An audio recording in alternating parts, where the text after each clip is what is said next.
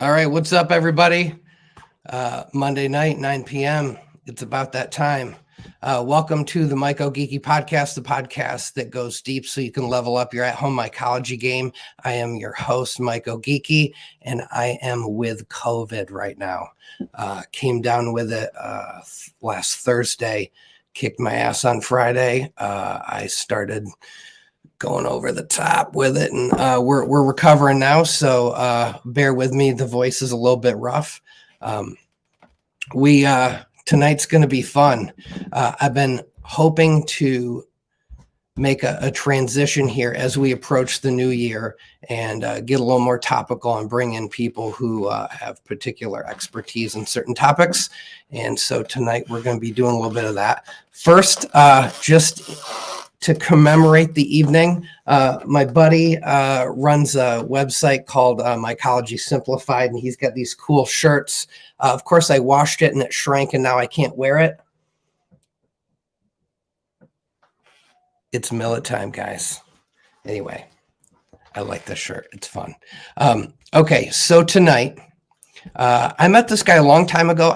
I believe I met him on a Discord. Not exactly certain, either Instagram or Discord.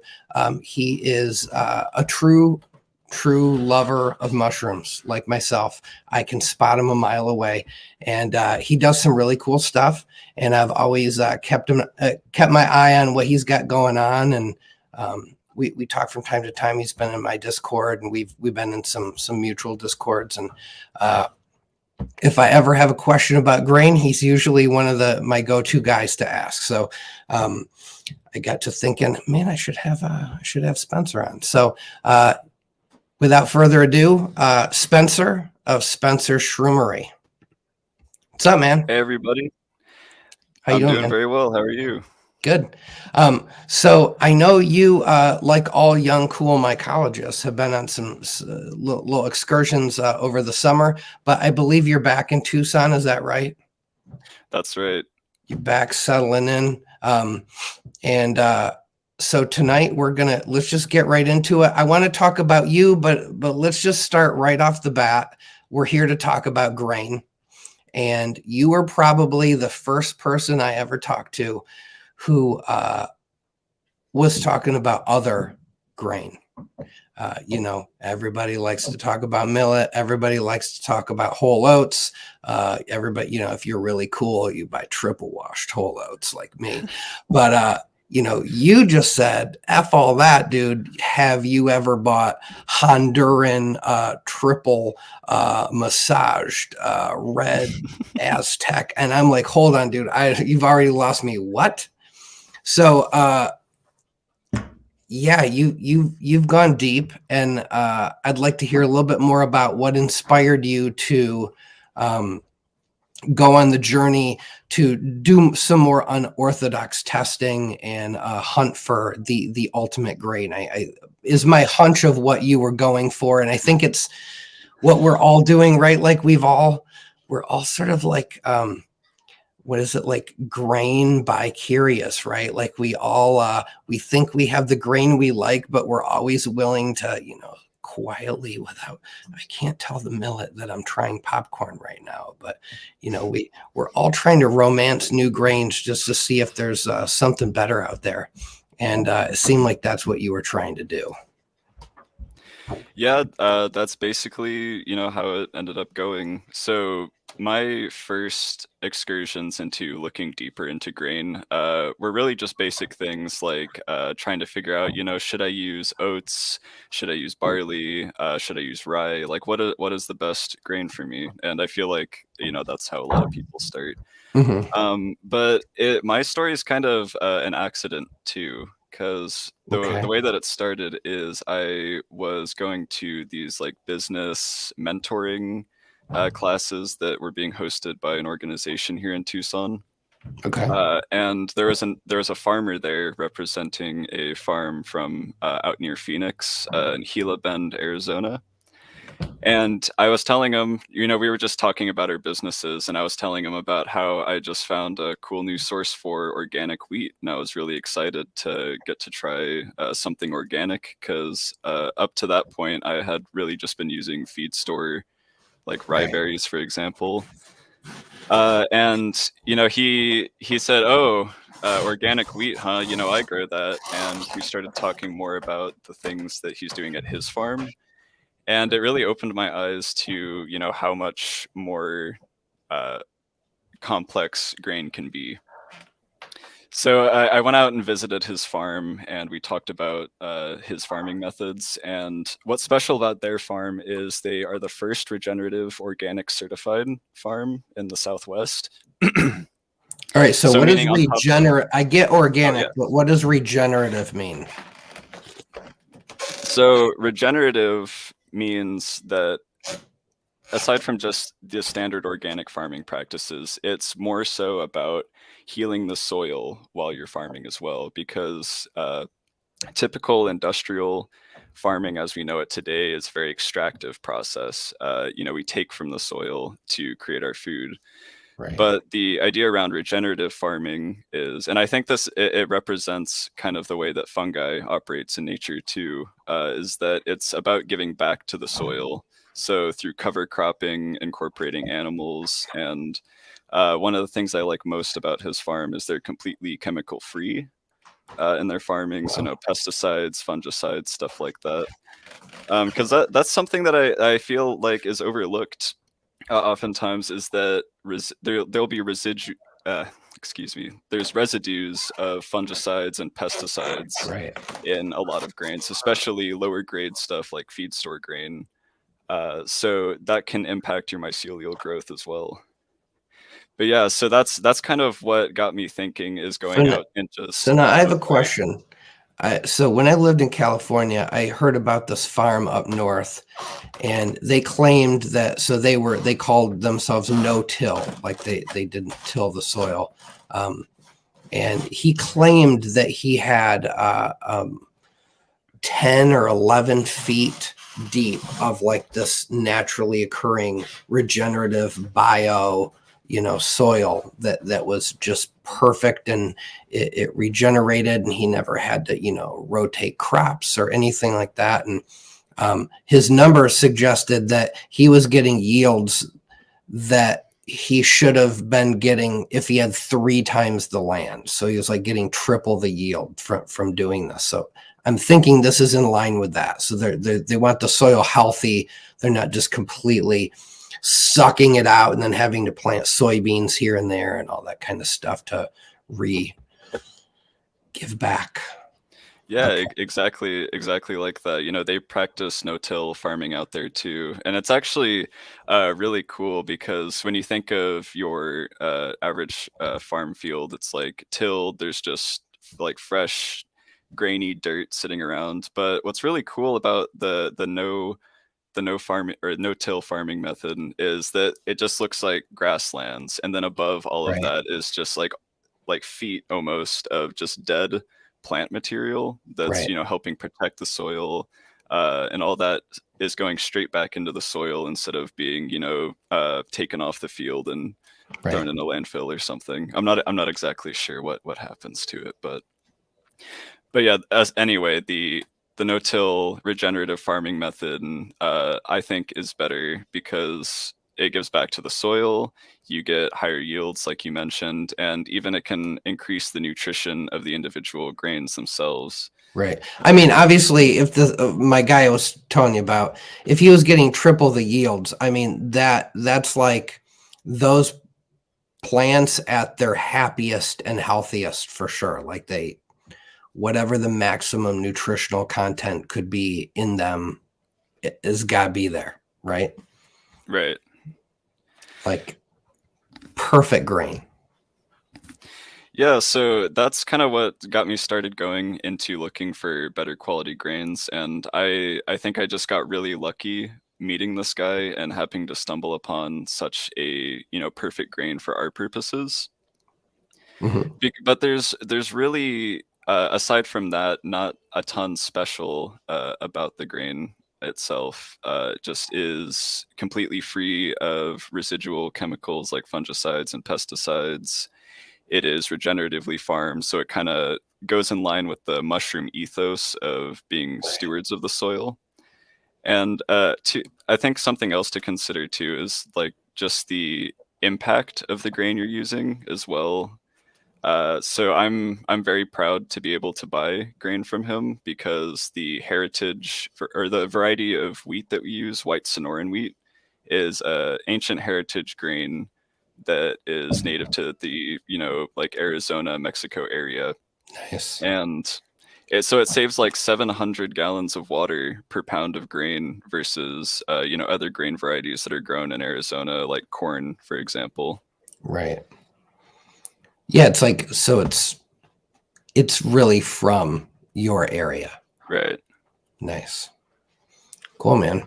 So so this guy you met, this is still your favorite guy to get grain from.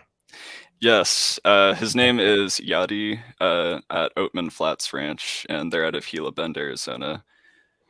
Oatman is Oatman one word, Oatman Yeah, Flats Ranch. Cool. Okay, I'll have to get that and add it to the description for all the people in Arizona who might want to give this bougie grain a try. and if you want to give it a try for yourself too, you don't just believe that the fungi like it.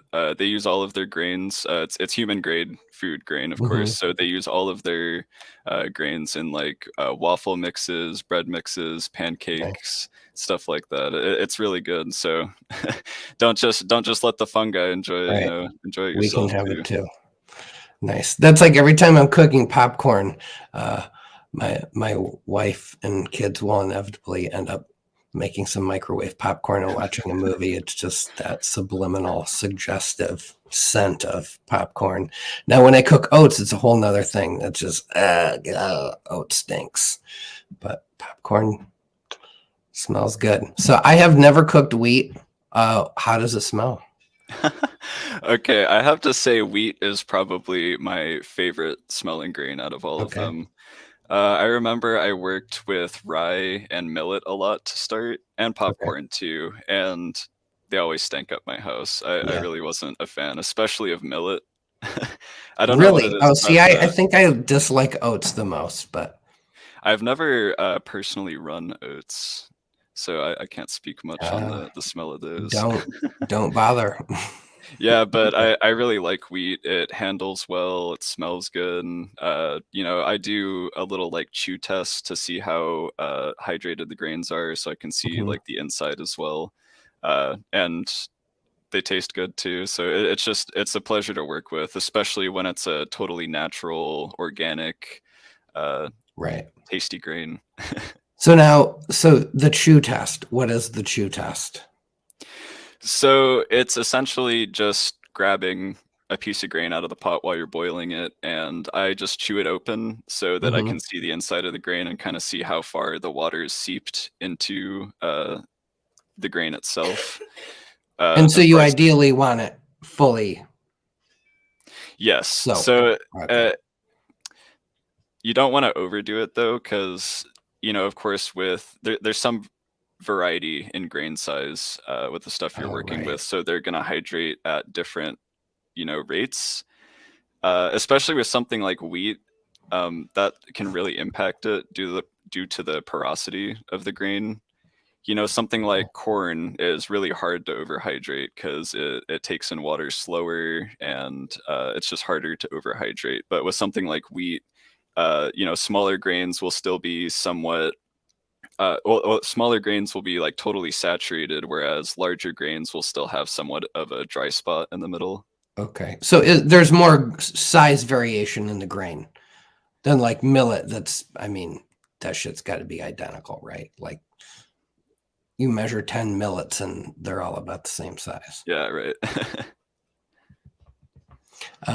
Okay, so I got a question, a couple questions. Let me sneak these in here before we go on. Um, uh, Tip of the cap, Tim wants to know, does buckwheat work? Have you ever ran buckwheat? I have never ran buckwheat, but I mean, I suppose I don't see why not. Do it, Tim. Run Yeah, buckwheat. try it. Try it and let us know how it goes. I actually Um, haven't seen buckwheat in any of the literature I've read either, so it might be more of an uncommon choice. I haven't seen buckwheat since I was a child and I watched The Little Rascals. Anyway, sorry, I'm a dad. I get to make those kind of jokes. All right, next question. Phil Arid. I'd love to hear Spencer speak a little on organic natural supplementation for grain spawn.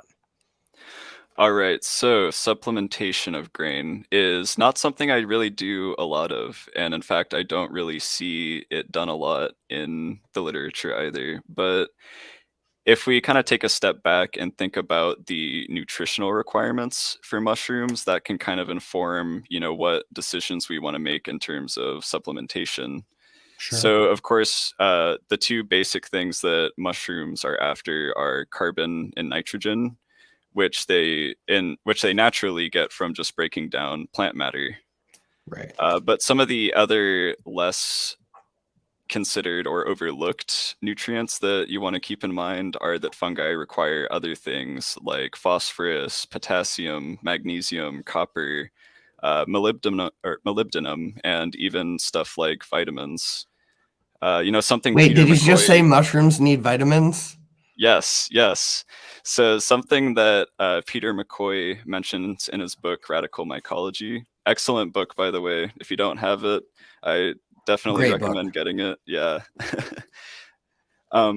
Something he mentions is that mushrooms require things like vitamin B, especially thiamine, to grow successfully. So where does this leave us as mushroom cultivators? We need something to give mushrooms all of these nutrients easily and economically. And grain spawn gives you that perfect solution because it's a easy natural source for all of these vitamins and minerals, and of course the carbon and nitrogen in the form of protein that the mushrooms are after. Right. But now we talked before, and you said that you really kind of dove into some of those nutritional requirements. And correct me if I'm wrong, I think you said that in your assessment that you felt wheat, particularly, I believe the white wheat or red wheat, I can't remember what you said at the time, that you felt that maybe had the best mix of all the nutritional requirements. Yeah, so it's about balance because every step of the cultivation process is important. Everything that you're feeding it, the media you start your cultures on or the substrate that you'll transfer your grain spawn to have a really big impact. Like the carbon to nitrogen ratio is undoubtedly going to have the biggest impact on your yield, is what I understand from reading the literature.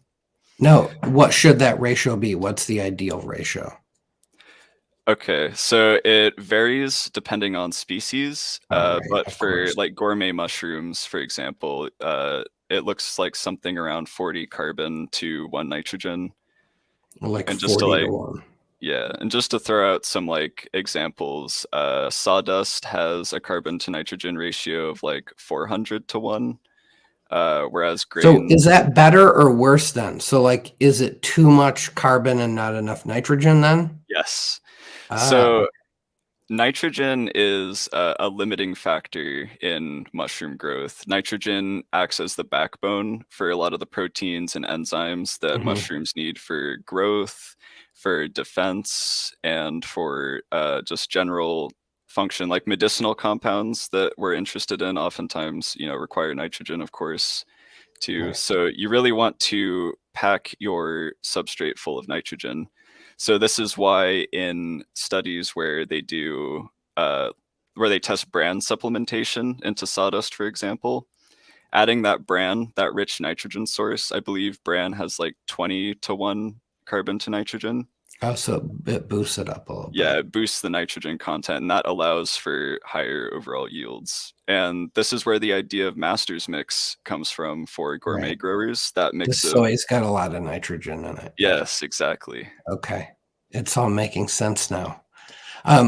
Now you mentioned something about, so theoretically you could get very mathematical about it because you'd have to do the math on the brand. But I imagine if you were running sawdust or some sort of hardwood pellets, which you're saying is at 400 to 1 and wheat bran is at 20 to 1, I don't recall the recipe being such that in my my gut says you're still maybe not quite at 40-1, or have you figured it Yeah. out? Is it No, closer that's right. 40-1 is kind of a difficult ratio to to get? achieve. Yeah, so it's a matter of balancing, like, can we get maximum yields versus can Mhm. we afford it, and can we source the materials Right. for it? Now, so that's interesting too, because my buddy John, who does the controversial Dr. Mike products, he talks about how the beneficial bacteria can actually help leach more nitrogen out of, whatever is in your substrate and your grains.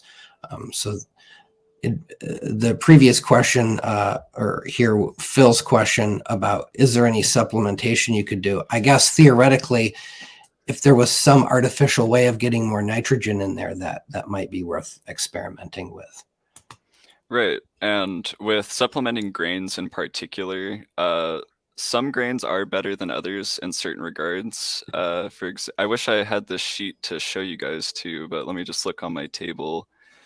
For example, like corn has very low nitrogen, or not nitrogen, calcium content Okay. compared to wheat. So adding, so gypsum's a really familiar thing to us. Adding Mhm. gypsum could be a form of natural supplementation to your grain because that'll help boost the calcium content and the See, sulfur as well. the typical debate of, oh, well, it's just about the pH, and oh, you don't need it for the pH. Theoretically, depending upon what grain you're running, the gypsum, and I run popcorn a lot, and I do still use gypsum, so that might be benefiting me in that I'm getting a little calcium. Right, Okay. exactly. In terms of adding other things, I think that's a good question because it's a case by case You'd have to try basis. it. Yeah. So like if you're like poor in potassium for your grain, for example, you could try adding some sort of natural potassium source to boost yields. Hmm. And as far as I understand it, and of course I'm still learning too. I'm still very much early on in my learning process, relatively. But as far as I understand it, the ideal amounts of these compounds, these vitamins, these nutrients aren't necessarily established to exact like concentrations yet. Right. It's just a matter of, finding a balance with the things you have available to you in your workflow. Yeah. So many discussions about this, and everybody. So a thing I find myself saying a lot all the time is, yes, we're all growing mushrooms. Sure, I've seen your bags; they look great. Or you've seen my bags; they look great. So why am I trying? Why am I fucking around and trying to find out? Because I like it, and I have seen some grows do better than others, and I've seen some people's, like, especially with gourmets, I have seen some gourmets look sad and pathetic, and I've seen others look just like masterpieces. And if there's anything we can learn to more consistently have gorgeous fruit, why wouldn't we want to do that? That Consistency, yield, beauty, all those things matter. And if I can't consistently get that, why wouldn't I want to keep messing around and trying to figure that stuff out? Yes, exactly. There's so much more than just yield to or Yeah. potency. Somebody I started watching early on in my mushroom story is a guy called Improve Mushroom Cultivation on YouTube. Ooh, And did you just mention somebody I've never heard of? What? oh, Okay, you've I never got heard of this guy? Yeah, pull him up. improve mushroom cultivation. Okay. Yeah, so I really like this guy because, when I started out, and we'll talk about this a little more later, Okay. I got introduced to mushrooms through academics, like at university. Hmm. And also, I was interested in gourmets. So I spent a lot of time reading research papers and stuff like that rather than browsing stuff on forums. Right. And improved mushroom cultivation is really cool because he breaks down all of these studies that people do on mushroom cultivation and breaks down, each step that they do, why it's impacting the mushroom cultivation, how it does. And he's got a really cool video about, mushroom nutrition and its effects on morphology.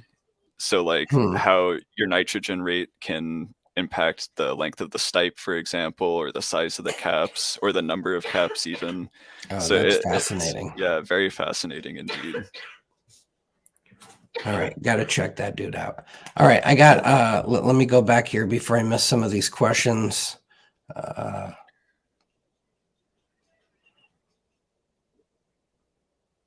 Dude, you guys got to quit with these comments about my voice, man. I'm sick with COVID. Shut up. Hold on, I'm going back here.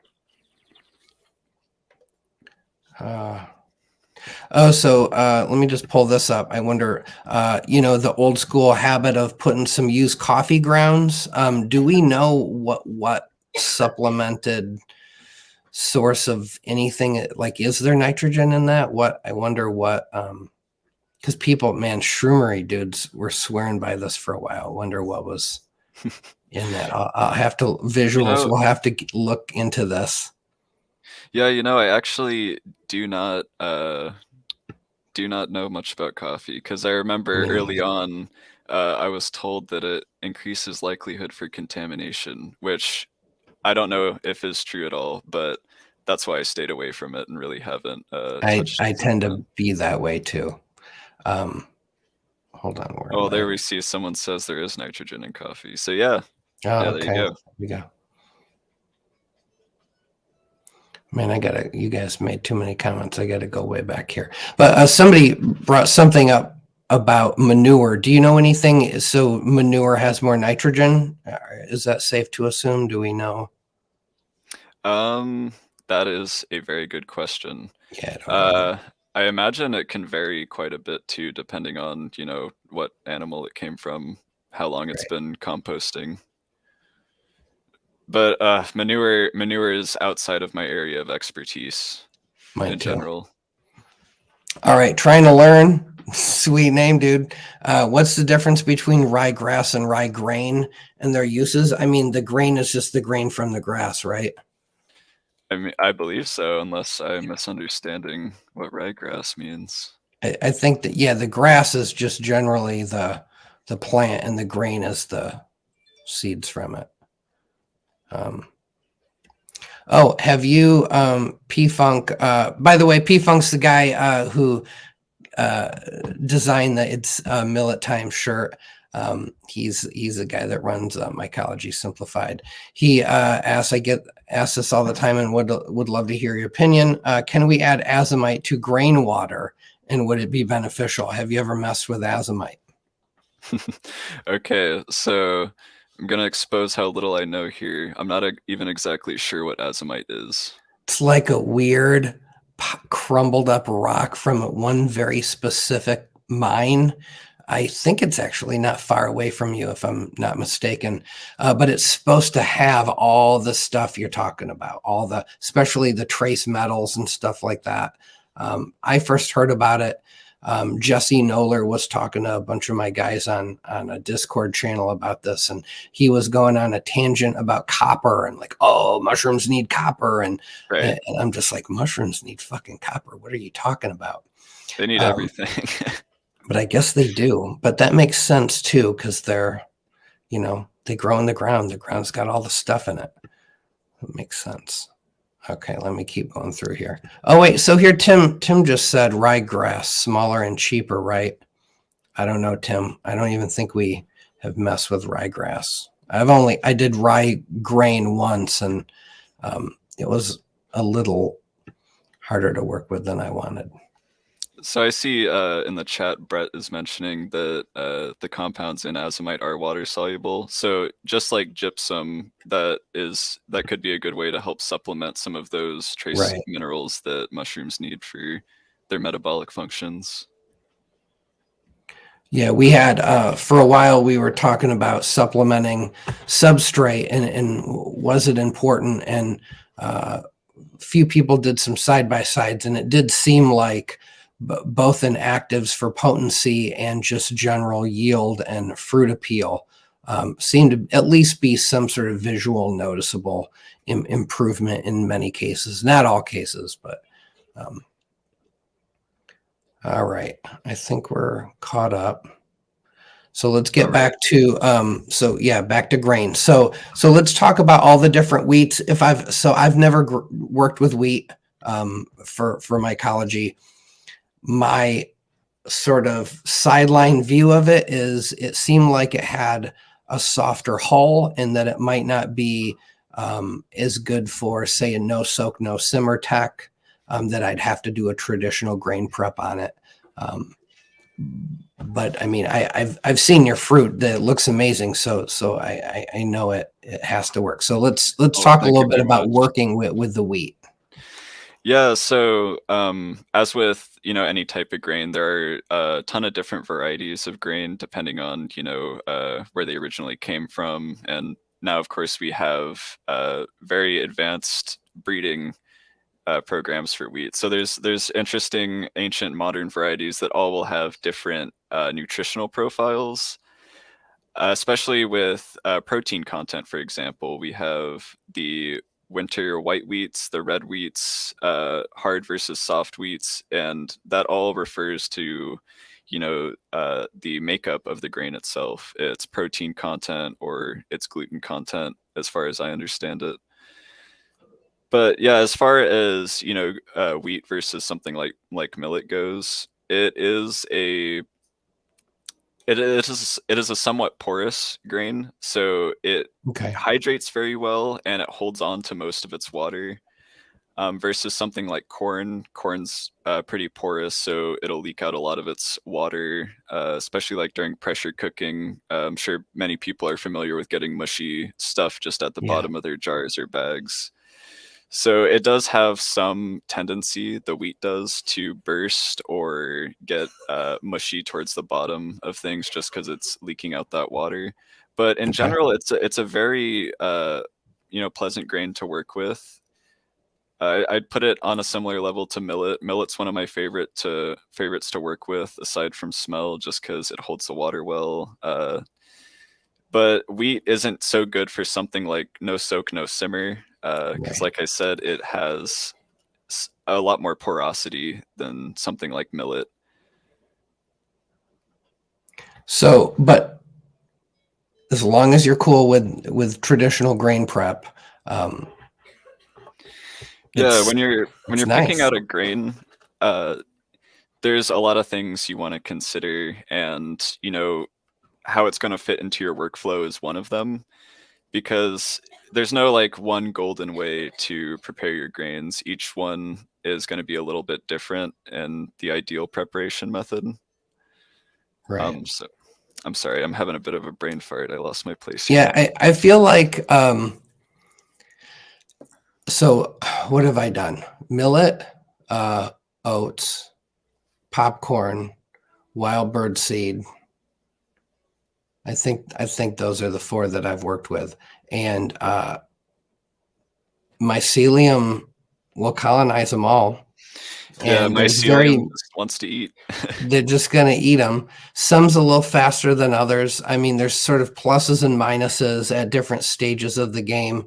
I feel like popcorn colonizes rapidly, in a jar, but then I feel like it doesn't. But then millet, which is maybe a touch slower in the jar, is significantly faster in substrate. So it all sort of evens out. For me personally, I think the prep of the grain, the how it smells to cook it, what it's like to work with, whether you use bags or jars, the sort of workability of it seems to play a bigger role for me um, than the grain itself. Yeah, exactly. I hear a lot of people ask me all the time, what is the best grain? And my answer is usually something along the lines of whatever is most easily available to you. Yeah, What's available locally, what's cost effective, what's available, year round. If you can't get a certain type of grain at a certain type of year, would be, it wouldn't make much sense to use it. right. But like I feel like there are so many more factors that are important when it comes to grain rather than just optimizing nutrition. If you're doing something like hobby grows like I do, of course, it's fun to try to shoot for 100% optimum yields. But Hmm. in like a scaled commercial cultivation setting, we really just don't have time to experiment with every single type of grain, every Right. type of variety. So it's really just using what works best in your workflow, what's most easily available to you, and what you feel gives you the best results with your materials. 100%. I did the only real experiment I ever did with grain was with a run of ODPE. I had it was all the same plate cultures. It come from the same master culture. So theoretically, it's all the same genetics on these multiple plates that I inoculated popcorn, oats, and millet with. And then I ran those separate tubs. And the best yield was millet off the first flush. And the most even canopy was millet as well. So I would say overall that was the winner. But the yields were like within 5 to 8%. For all three of them off the first flush. So it wasn't really a radical difference. The popcorn tend to cluster more. So it was interesting. I think a lot of that just had to do with maybe I didn't mix it as well. I really would have to rerun the test. But what it did teach me is that at the end of the day, I might be, I should maybe not be picking my grain based on some theoretical best yield or what the mycelium likes better, that it seemed to be pretty close. Now, if I was a big commercial operation, I would definitely, if I could make a decision that would improve my yield by 2%, I should be doing that. But for me, having fun, it didn't matter so much. But now, so back to wheats. Let's talk about the different kind of wheats, because not everybody lives next to a regenerative organic farmer who can get you this super fancy, the most pure, beautiful wheat grain of all time. So like walk us through some of the more readily available wheats. Like what do you think people should give a try first? And do you have, I guess I should have asked you this, do you have grain? Like, do you sell grain? I know you sell grain spawn, right? But do you also just sell the bags of wheat, like not non-colonized? Yeah, so I feel like I'm not really qualified to talk you through the different types of wheat grains because really, as I understand it, the only differences I really know about between the different varieties is just like, their original genetic lineage and, of course, their nutritional contents. Like the different varieties of wheats, like hard or soft, refers to like the gluten or protein content, and therefore its suitability in bread making. Okay. But really, for our purposes, what we're just worried about is the nutritional value, and of course those other factors we mentioned. So you mentioned protein. So you would want high protein that would have more carbon in it. Yeah, and nitrogen. Yeah, Both. Okay. Proteins are the primary source of nitrogen for mushrooms, as I understand it. Okay. Cool, man. Remind me the second half of the question.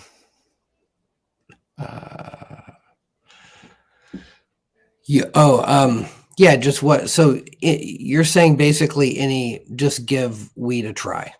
Oh, the second half of the question. Oh yeah. Do you sell it? Oh, yes. Like, okay. because I remember looking into your guy before, and I would have to buy a giant bag of it, and to finally get it shipped to me, it was going to be slightly more than I was willing to pay. But I'm thinking you might be able to sell me a bag.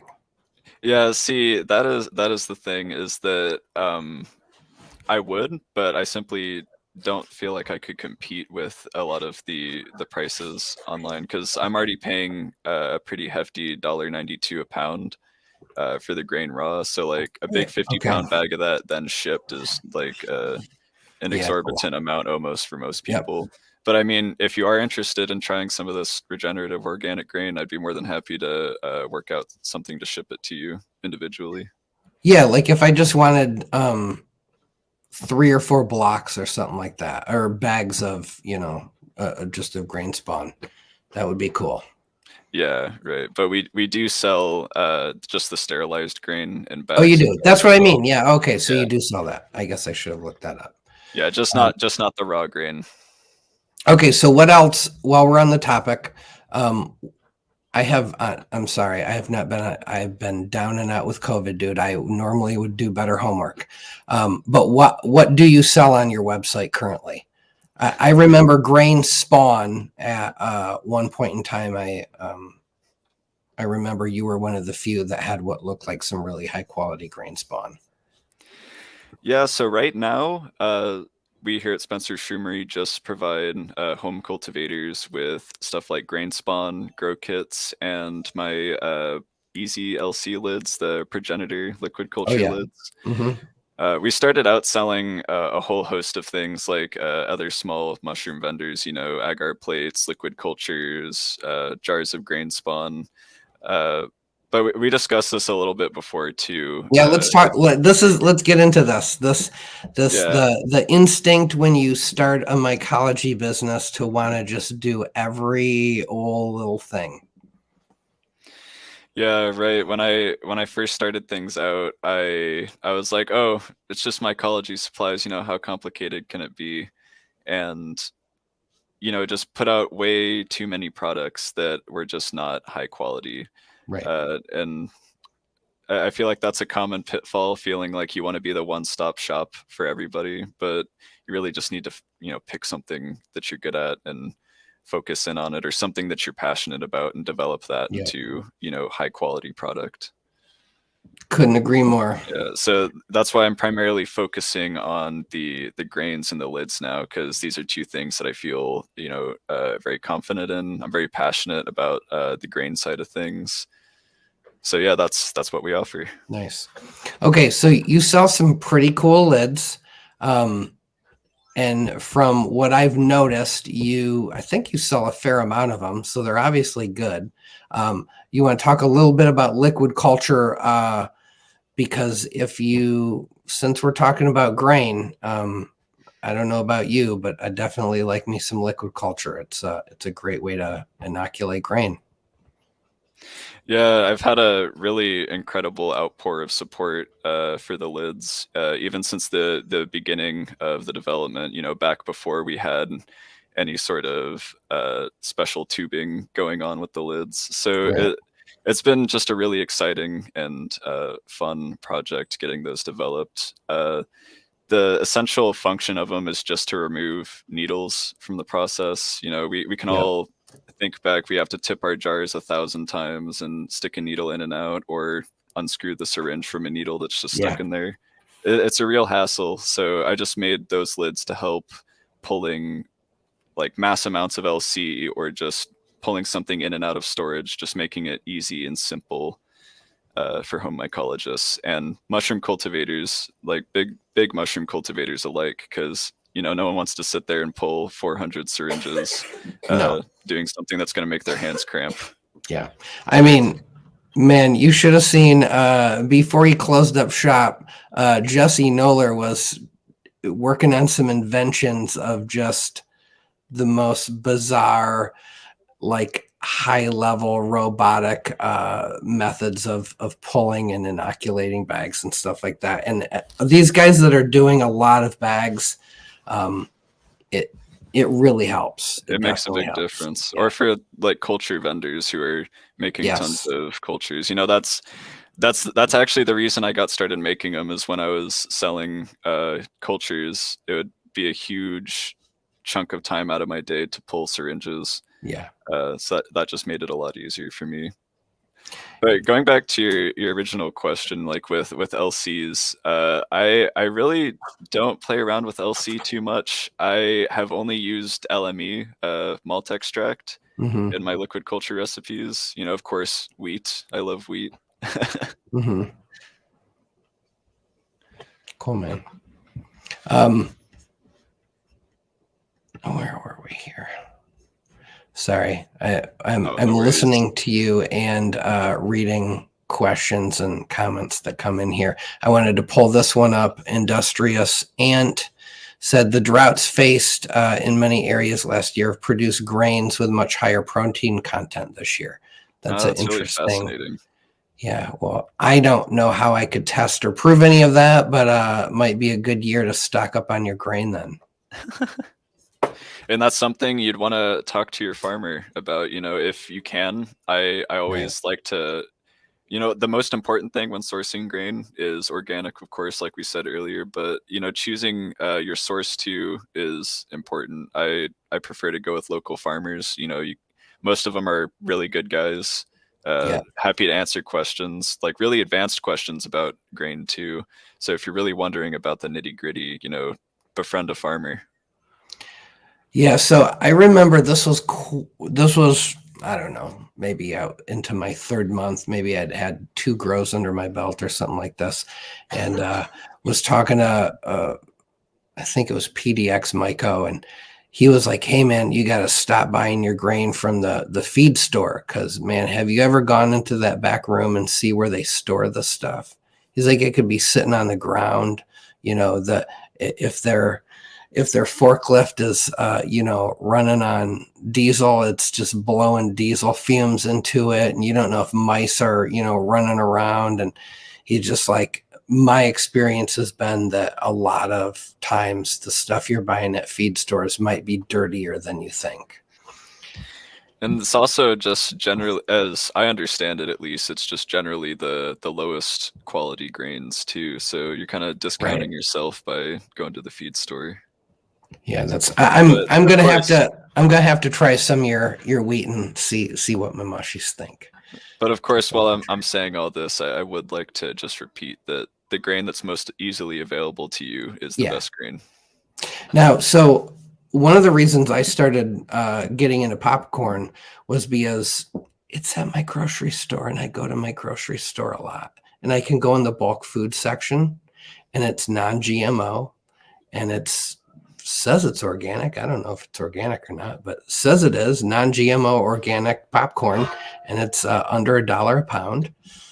And I can buy exactly how much I need. I don't have to sit on 50 pounds of it or anything like that. And it's food grade, right? It's rated for human consumption, so I have to assume it's pretty clean. So that logic has served me well, and I can't remember the last time I had a popcorn jar contaminate on me. It just doesn't. So I agree. Think about where you're getting your grain from. Definitely a good idea. And I used to tell people all the time, go to your local feed store, go to your local feed store. But maybe, assess your local feed store first, and see if maybe, because those local feed stores, they can also source better quality grain as well. Yeah, absolutely. Not just what they have sitting in a pile in the back. Like, make them order some shit for you. I thought I saw something I wanted to mention up here. Oh, have you heard anything about this? Donnie Brasco says, home mycology has used a couple shots of apple cider vinegar to hydrate his grains. Something about helping the mycelium digestive processes. Do you know anything about? I've never heard this. I've never heard that either, but I wouldn't. I would try it before I discounted it, Yeah. because So adding these random things oftentimes can benefit mushroom growth, because they can't synthesize every single thing that they need just from carbon and nitrogen or the right. random minerals that they have. So vitamins are a great example of that. So if there's something of nutritional value in the apple cider vinegar, I mean, Yeah, maybe. yeah, therefore it would probably work. And so But I like with just keep cracking up when you keep saying vitamins, because I had a buddy, I'm not going to say who he has been on this podcast though. He told me one day that he crushes up and he puts Flintstone vitamins in a substrate. And I remember thinking, this guy is crazy. What is he doing? Like, but why it are you works. but it works. And now Spencer is confirmed, and now I'm the stupid one for not buying me some Flintstone vitamins.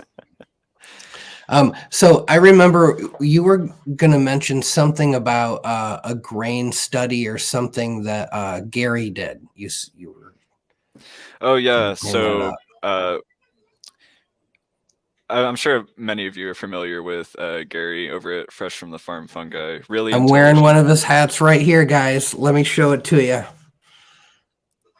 That's right. Look at that Sweet, clean. sweet little hat. Thanks, Gary. But yeah, very intelligent guy, very Cool passionate guy. about mushrooms too. He did a grain trial some months ago. Can't quite remember how long ago it was, but he tested out, 5 of the common grains side by side, or 6. I can't quite Okay. remember. And the results kind of felt like a toss up to me too, because each one had its own strengths and Right. advantages. If we look at some of the qualities that can impact yield times, there are a lot of variables that can play into it. It's not just the nutrition, but the particle size of the grain, the porosity of the grain, like how much hydration it can hold, because of course they need water to support their Right. metabolisms.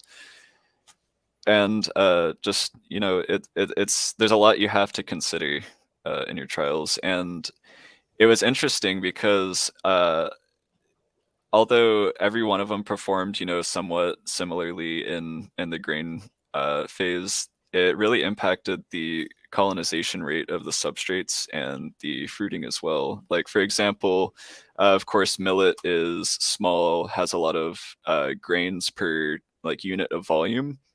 Right. So it creates a lot of surface area and therefore more inoculation points. Yep. But on the other side of that, the inoculation points start off much smaller, take a little bit longer to really get growing. So it's really a matter of balancing all of these different factors: nutrition, particle size, and I think that's reflected in his trials as well. And it was interesting seeing the differences in time to pinning too. I feel like that's another thing that is looked over is how fast is it going into pinning? How fast does the mushroom itself grow? Not just the yield. Yep. And it's really hard to talk about all this stuff because each of these variables can really impact your results. So it's just a lot to consider.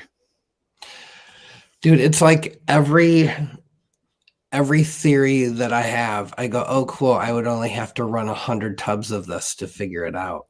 Or I'd only have to have 100 data points to even have like a remotely relevant conclusion about anything. Yeah, it's tough to.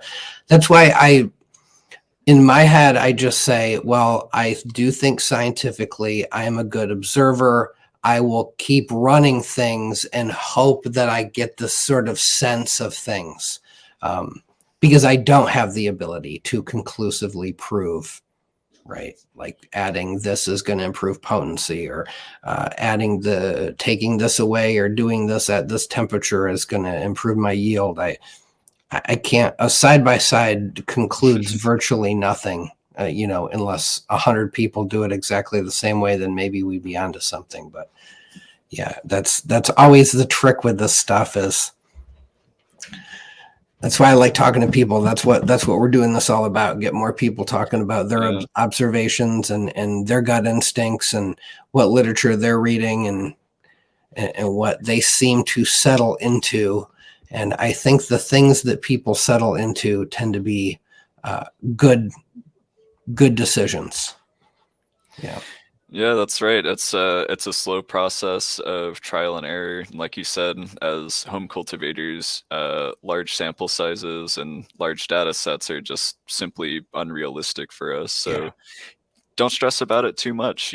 Just enjoy your grows, see what's working for you. Maybe if you feel your grains are colonizing super slow or your substrate's colonizing slow, you can make some adjustments, but it's really not that big a deal. All right. Okay. Whitebeard brings up an important topic. Guys, I don't know, what are we on, 10 or 11 podcasts? I've sort of begrudgingly tried to avoid this, but I'm going to pull this up. Oh, whoops, wrong one. Sorry. I thought you were about to shame that guy for being late. No. Shame on you. No. So my buddy Whitebeard, this is a good guy. He's only been growing 25 years, guys. Only 25 years. I don't know how many tubs that is, but it's a lot of tubs. That's Dave Wombat level tubs right there. He says 76 viewers, only 37 likes. We got to pump up those numbers. Thank you for reminding me of that. Yeah, guys, if you're watching, please like the videos. It helps get them watched more. The more people that watch them, the easier it is for me to bring great guests on, the easier it is for me to convince my wife to take care of the kids at night while I do these podcasts. So yeah, if you want to make a comment, I'd appreciate it. And for sure, subscribe so you know what's coming up, please. Just a little quick. I finally drank the Kool-Aid and did a like, comment, subscribe. There you go. Yeah, and hit the bell for notifications. Yeah, that's my favorite, man. I have that set up on my Discord where I can pick content creators, and then when they post a new video I have a channel that actually is like new Myco content, and it comes up. So keeps everybody in the loop on new videos. And some videos are cool, and we end up talking about it on the Discord. It's great. So I see a question that I'd like to clarify from Sean in the chat. Is it this one right here? Yeah, that's right. So is it the wheat itself or the growing practice from the farm that makes the difference? Ooh, good question, Sean. So it's both, really. The growing practices of the farm are, of course, really impactful to the end results of the grain. But for me, it's about being able to support a local farmer, being able to support a family farmer, regenerative organic farmer, one that's, building the soil, saving water. But of course, the regenerative organic farming method does also affect the end result. So as far as I understand it, regenerative farming over time builds the soil and increases the health of the plants as well as that develops. Right. So it'll be higher in certain nutrients, in certain minerals. So yeah, so meaning like a feed store wheat, like some generic shitty feed store wheat compared to this guy's wheat, it's not the same wheat.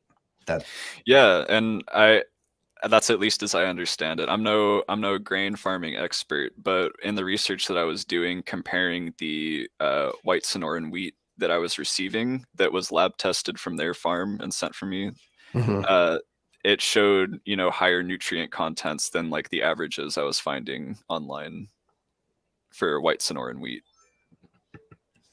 I mean, it would make sense. Yeah. I just go back to that farm that was getting triple the yields. They should be, triple the productivity for the given acreage that they had.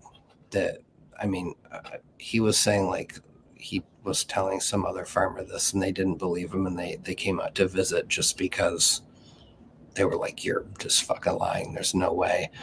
So he invited him out. Right. And he's like, "Yeah, man, turnover's fast. Shit grows fast. Everything. It's just like the plant living in an ideal circumstance." And one other thing that I think is particularly special about the grain is that it's totally fungicide free. In farming and even organic farming, sometimes there will still be pest or fungicides used, and those are left over as residues in the grain. So just by taking that out of the equation entirely, the mycelium is really able to thrive without any sort of limitations. Right. My good buddy Matt here in town, one of the growers that I work really closely with, he says he's seen super fast colonization times in the grain that I've been giving him versus the stuff he was using. And I talked to Yadi from Oatman Flats about that, and we kind of discussed what we thought our theories were. And I was really surprised when he told me that there was, fungicide residue in a lot of the grains that you can find in stores or in feed stores. Well, I mean, even trichoderma, right? They put it in everything agriculturally just because it kills the rest of, right? Like, even just if nothing else, but yeah.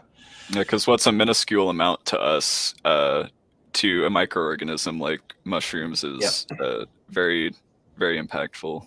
Yeah, and if it's spending its whole time, going, get away, then it's not living its best fungal life.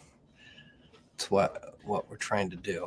Give it its best shot. I did see some interesting discussion about that topic too, is that the sterile environment that we grow in kind of creates more need for sterility, because in nature, mushrooms are constantly competing with other microorganisms, and some of those enzymes and stuff that they produce to defend themselves are, important for us too. Like I believe a lot of the medicinal compounds in certain gourmet mushrooms are attributed to being for, defense. Or the greatest example, penicillin, isolated from a mold, is just an antibiotic enzyme.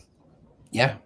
They made it was for them, not for us. Right. Yes. We stole it from them and we didn't pay them any royalties. That's right. Look, this is why I get so much shit for messing around with the Dr. Mike products, but in my head I just go, well, all these mushrooms grow out in the wild and it's not a sterile environment out there, and there's a lot of literature that suggests there are beneficial bacteria and symbiotic relationships so I'm going to give it a try. And so far, where I'm at right now, I sterilize my sub and I use MPG plus. I have had not a single contaminated grow in, I think I'm over 4 or 5 months at this point. Yeah, definitely 4 months, closer to 5 months. I very much enjoy Dr. Mike's products too. I've seen some gourmet stuff that blew my mind. I was like, oh shit, I need to start growing gourmets just so I can get these kind of yields and these huge, just gorgeous blooms, man. Craziness. Yeah, I'm enjoying it. But again, guys, let's not get our panties in a bunch. If you guys don't like it, don't use it. And if you guys have perfect growing conditions and everything's going great, nobody's forcing you to use the stuff. But I enjoy using it. And man, I don't know about you, but the cake is just, I keep making the joke, it's like I can wipe my butt with it. It just gets so contaminant resistant. It's pretty great. And it makes sense just logically too. And they're doing, I think, a example that kind of gives some credibility to it. I mean, of course I think it works, but so we're all familiar with biomaterials like making mushroom leather or the mycelium bricks that they're making for packaging. In the bleeding edge research that they're doing right now on how to make those materials stronger or more perfect, they found that having certain bacteria present in culture with it too could change the mechanical properties of the mycelium too. So I think it makes sense. Yeah, so I'm spending more time looking through that microscope back there, and it's fascinating to see what the actual structure looks like, what the actual mycelium, the way it weaves together, how a monokaryon versus a dikaryon, and then even variety to variety, or for sure, like reishi mycelium looks different than shiitake mycelium, looks different than cubensis mycelium, and that's just species to species or, isolated varieties within the species. But who's to say, like you're saying, these articles are saying there are other ways you could influence the way those networks are created, which is very fascinating because we still have no fucking clue how all that's happening. Yeah. And I'd love to hear Dr. Mike come on and speak about his products too, because I know that he understands the biological mechanisms behind it and explain some of it in the descriptions of his products. But really when I first got going, he was my very first podcast, but it was just on my Discord. So yeah, we're gonna have him back. He just rented a big commercial space, and he's doing more stuff, and you know, he bought a bunch of flow hoods, and he's up in the game and doing more. So in the new year, we're gonna have him on, and yeah, he's great. I think in the beginning was very reluctant to talk about, what exactly was in it. And I just kept going, dude, yeah, I mean, you got to talk about what's in it. People want to know what's in it. You don't have to tell them every single little microbe, but you got to give them a sense of what's going on. And he made a video. And so now when people go, I don't know what's in it, it's snake oil, it's just dust. I'm like, well, just watch this video. He talks about a lot of the microbes that's in it. You can go look up the literature. You can, see for yourself. This is not pulling it out of his ass. Is it perfect? Yeah, surely not. I'm sure if he was a well-funded scientific organization with, 7 PhD level mycologists working in a $4 million lab, the formulation could probably get dialed in a little bit more. But at the end of the day, I think it's really cool that a guy like him decided to take stuff from the literature and say, oh, let's see what we can do with this. I mean, I just think absolutely. I think he's a little ahead of the game and where mushroom cultivation's going next. Yeah. And even guys like Dan Rogers of Micropose, right? He was just like, man, I don't like micropore tape. I wish there was a product. And I love people who are contributing to the at-home mycology movement. Or you made the lids, right? Everybody makes the lids now. You're just. I actually have to give credit to my mom for that one. She's the one who came up with the original idea to add on the tube clamps. You stole the idea from your own mother. Wow. I can't believe you. Oh no, I pay her royalties, I swear. Dude, my daughter designed my rainbow ghost sticker. So yeah, she gets $1 for every sterilizer. She's getting rich off them, guys. Okay, here we go. Where are we at here? Okay, so we're about an hour in. I think we've talked about grain. Let's talk about you and your business. It's been cool to see you. You and Gary are like my farmers market mushroom mycologist guys. I love seeing the videos of you guys interacting with people at farmers markets. I don't know about you, but I've been to many a farmer's market, and, I buy my cucumbers, I buy my strawberries. Maybe I can get convinced to buy a bar of soap for $10 from somebody. But I personally have not been to a farmer's market yet in my area. And this is when I lived in Los Angeles and here now in the Cleveland area. No mushrooms, man. So I think it's when I see you guys out at the farmers markets, I think it's really cool because it changes the way people think about farming. It evolves that term. And so you want to do a little bit of talking about your journey through your business? Yeah, please. I'd love to. All right. So let me make sure I'm pulling. Is it this one? Yeah, that's right. All right. Okay. So you got the reins now. All right. So my mushroom story began shortly after I graduated from high school. So I moved in with my brother because he lived right next to the university, and of course I was going to be going there, so easy peasy. But we both took a class at the university called Mushrooms, Molds, and Man, and it was essentially just a mushroom history class, like how fungi have played a role in human history, like with foods, medicine, stuff like that. But it was an interesting primer, and it didn't really pique our interest too much. But I remember one morning we went out to water our garden together, and we saw an inky cap mushroom growing from the mulch, and I was hooked. So he was the original mushroomer between us two siblings. So he kind of walked me through what the inky cap was, and I went back inside and started doing a bunch of Googling on mushrooms and just got hooked on fungi. Just the diversity of shapes and colors and just the magic of them. Like the inky caps how they deliquesce and they just grow within a couple hours in the morning and then deliquesce Yep. completely into ink. That's magical. That's so cool. It And is.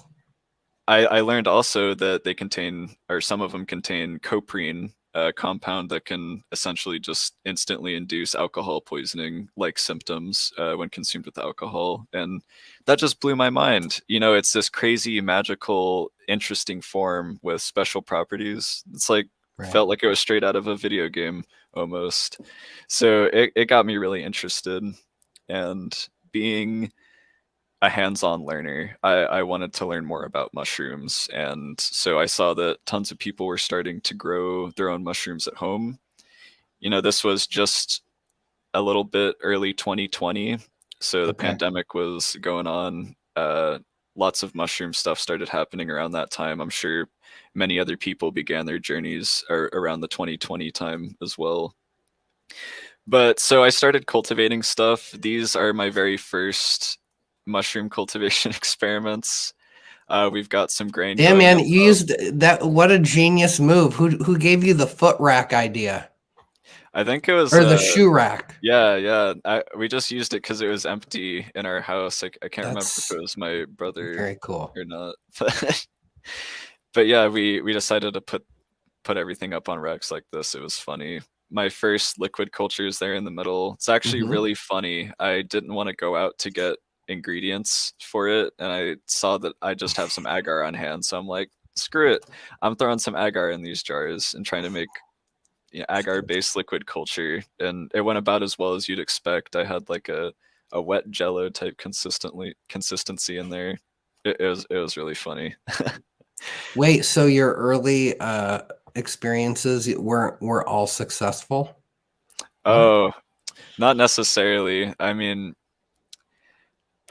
like the first few grain runs went pretty well. As you can see, those ones down at the bottom, I think those are Yeah, our those are great. first oysters that we grew. But the ones up top there, I'm pretty sure I remember those are lion's mane that all got contaminated. I don't think I Yeah. sterilized the grains enough long time ago. But yeah, no, the failure is part of the start. It was probably like maybe a 25% success rate beginning. But yeah, me and my brother, we started getting really into it. Here is my brother at in front of our very first flow hood that we use. This is actually at a school where one of our buddies, teacher, was really into mushroom cultivation too. So Oh, cool. um, he came and kind of taught us some stuff too. But yeah, it became sort of just a journey of like discovery, and it felt really scientific. It was fun. I Yeah. felt very smart. I mean, But man, I don't know about you, but you first time you get that flow hood, you're just like you feel like, holy shit, I'm a real fucking scientist, man. I got a flow hood. I have yeah, petri dishes. It sterile feels workspace. cool. It's right. It's cool. It's So cool. yeah, that was pretty magical for me, just getting to uh, experience mushrooms in that way, cultivating them. So here's my very first oyster flush ever.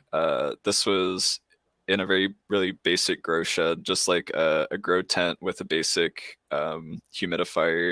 And then Right. the tent was actually outside, so we ported the air from inside the building into it Oh, okay. to keep it cool out here in the hot Arizona summer.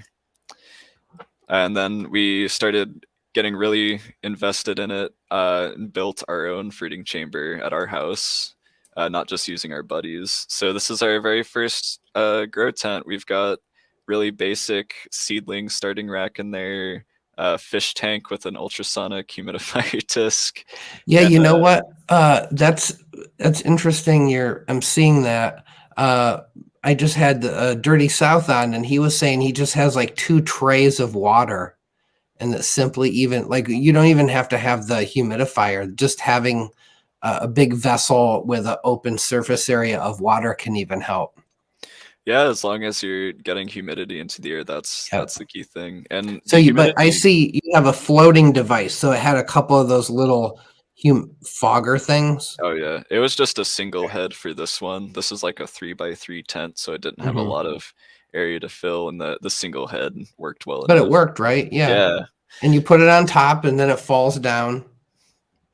Yeah, Yep, cool. that was the basic line of thought, and it worked out really well for us. It was pretty cool. We got some really beautiful looking mushrooms out of it, Yeah, look at and those. of course that just catalyzed me to keep going and keep experimenting and learning. So these are lion's mane, which I'm really proud of. I got really into Hericium early on in my cultivation journey. So for a couple Okay. months, it was like basically just lion's mane. And I think that the lion's mane taught me a lot about the environmental control side of things, because oysters will get the job done in suboptimal environments, but Right. it's really hard to get pretty lion's mane. So this was sort of the beginning of my 6-month long tribulations of trying to dial my tent and get some sort of pretty result. Yeah, to really get those big, huge heads, you kind of need. I couldn't give enough fresh air to them. They seem to really want a lot of fresh air. And then my problem is, unless I have a really fancy setup, if you give too much fresh air, then you end up losing humidity. And so then you got to humidify everything. So I'm assuming you had a true Martha tent where you were controlling humidity and the air exchange. Yeah, that's right. It was pretty basic to start, but we got pretty convoluted with the things we did to our tent to get it to work indoors. I So what? remember. Do you mind going back to that picture? Because I'd love to take just a Oh yeah. minute to talk about, kind of you went down this road of trying to get a setup dialed in. So what did you learn? Like, what does it take to get the tent dialed in to grow lion's mane? So I think Jesse Noller actually has a really awesome video talking about what goes into a fruiting chamber and Oh, what I your. think I know the video you're talking about. Yeah, so it's balancing your humidity, your rate of air exchange, which therefore affects your oxygen and CO2 levels. Right. I believe the rate of airflow, regardless of those variables, has some impact too. Lighting, contrary to popular belief, does have some impact. Although mushrooms don't need light to grow, Right. they still prefer it.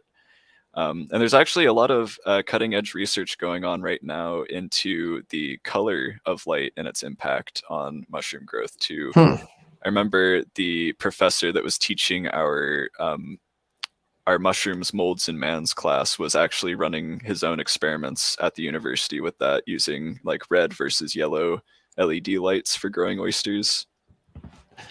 Interesting. Just like what spectrum it's getting. Huh. But yeah, so for dialing in our tent, it was a lot of experimenting. We started out with just the basic exhaust fan, humidifier, and that's it. But we quickly Right. started adding on a bunch of random stuff like a CO2 scrubber for an intake for the humidifier so that the CO2 concentration was lower. Right. We added a carburetor to the humidifier system so I could turn it and adjust how much airflow it was getting. Okay. Which not exactly the best solution, but it was fun, and it taught me a lot about how hardy mushrooms are, but also how finicky they can be at the same time. Yeah, the environmental conditions for some of these are pretty important. Yeah, I think mycology at home makes a great point. Change with the seasons. Yeah, don't try to fight too hard. Yeah. So, I mean, again, guys, I'm like 1 year in, so I'm not a seasoned grower by any means. And I remember just last winter hit. So my basement is normally in the summer, it's like 55 degree or 55% relative humidity. And then in the winter, it went down to, I think, 17 to 18% humidity. And I had just some stalled, awful grows. And somebody was like, yeah, man, you probably got to humidify your air in the basement. It's too dry down there. So I bought a humidifier and a little oil-filled space heater and got everything dialed in, 35 to 45% relative humidity, 74 degrees Fahrenheit. And never had better grows in my life. And I was like, oh, okay, there's the lesson. Yes, you do need to control the environment. The environment is going to dictate what your grows do, especially for lion's mane, which I did not take pictures of my lion's mane. It was sad and pathetic. Yeah, most of my grows were too before I really got things worked out. You know, it's kind of funny. I think my most beautiful lion's mane ever was one that we grew. It's actually the picture you pulled up. I have it here. I'm gonna pull it up. Yeah. Hold on. So Hold on. Let me find it first before I go and spoil all of the other pictures. There we go. yeah, so this was actually just grown in the University of Arizona Mushroom Club's grow shed, the MycoCats, and at that time it was just a shed, middle of the summer, no real ventilation or humidifier. We were just growing them in with plastic bags over the top and coming in every day or two to spray them to keep them humid. So it was very frustrating to get such a beautiful result out of such little effort, but sometimes that's all it needs. Like lion's mane just really loves oxygen, so growing in that pseudo outdoor environment was really just what it needed. That I have a friend who he loves to talk about all the little things that happen in nature, you know, the way that a storm front comes in and you get rain, and then when it leaves, you get a warm front that comes in and that triggers this evaporation process. And he's always talking about how, you know, the mycelium's everywhere, but it's only every once in a while that we see the fruiting bodies. And that's when just everything comes together just the right, you know, way for that particular species to fruit. So yeah, whatever was going on in that shed at that moment was just perfect for that fruit. All right, here, let me go I back see to Tim's yours. talking about wet box tech, just putting a wet box over top of the lion's mane. Yeah, that's He told me about this. Yes, it helped me. Well, I think I waited too long and mine was too far gone. And I also didn't maintain wet box technique quite well enough. But yeah, have you heard about this? I have not yet. I'm intrigued. Just soak a cardboard box till it's soaking wet and put it over your lion's mane. I saw pictures. That's pretty genius. Seemed to work great. Solution. And then you still get pretty good. I can't recall if he said, you know, how often he aired it out or what, but oh, here we go. Wet it twice a day, wet box tech. Yeah. Now, speaking of Tim chiming in there, real quick, just to interrupt. SS Belmont says, can you recommend a good vendor for agar plates? Yeah, Tim, a tip of the cap. I don't think there's anybody better. My buddy, I believe my buddy P Funk of Mycology Simplified, he also sells them. There's a few guys on Facebook that also sell great plates. But Tim's the original guy for sure, especially if you're looking for anything particular or unique, or if you have questions about agar, he's probably the guy to go to. He's poured a lot of plates, guys. All right, sorry to hijack that for a minute. Let's get back to lion's mane. No, not at all. But so at this point, this is where we started to really take the business more seriously and started selling more fresh mushrooms to help fund our little passion project. Right.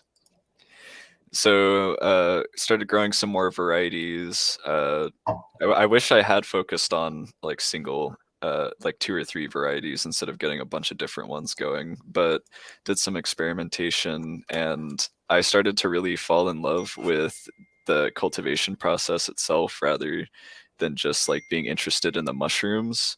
So like here's a picture of some cordyceps mycelium through my microscope, and this just blew my mind. It's so beautiful and complex and just totally alien to anything we see up here at the macro scale.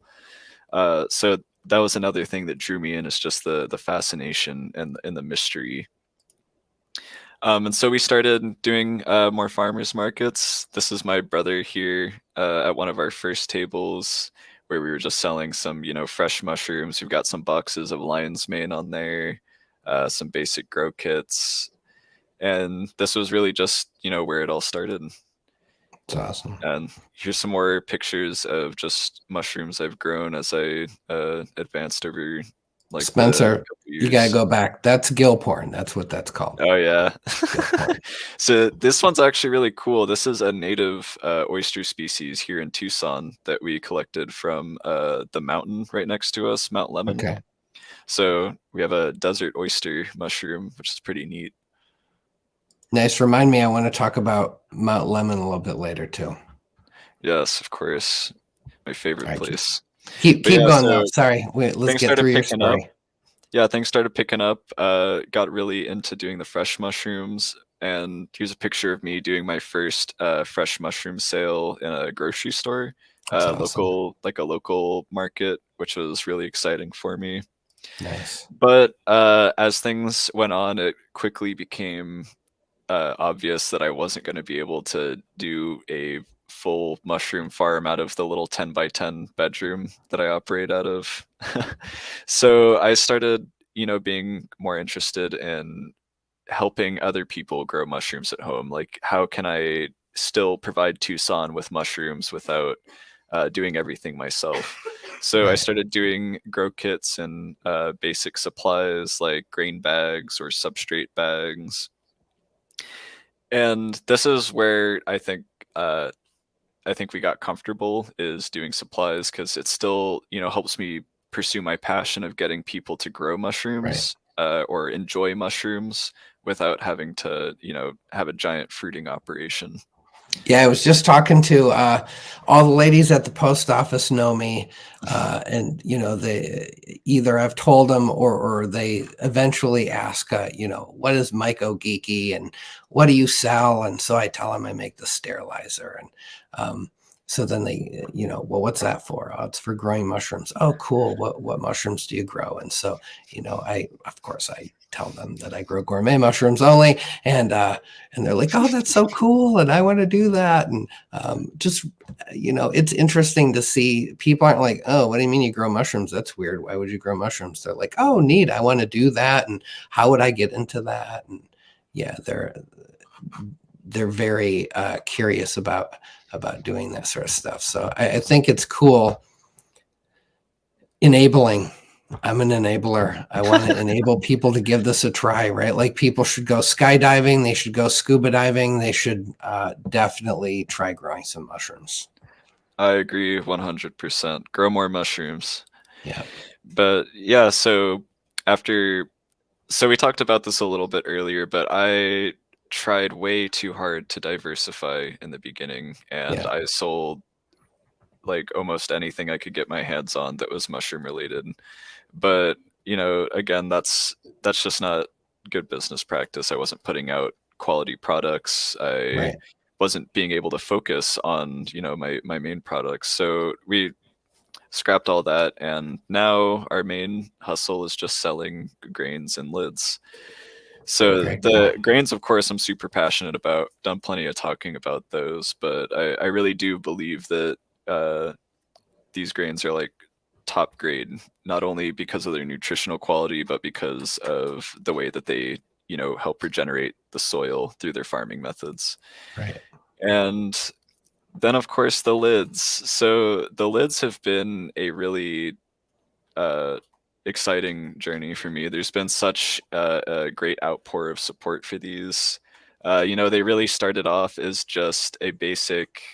You can see in the top right photo here, these are actually a little further along in development, but it started out with just, that injection port, the filter, and the tubing sticking straight through the lid.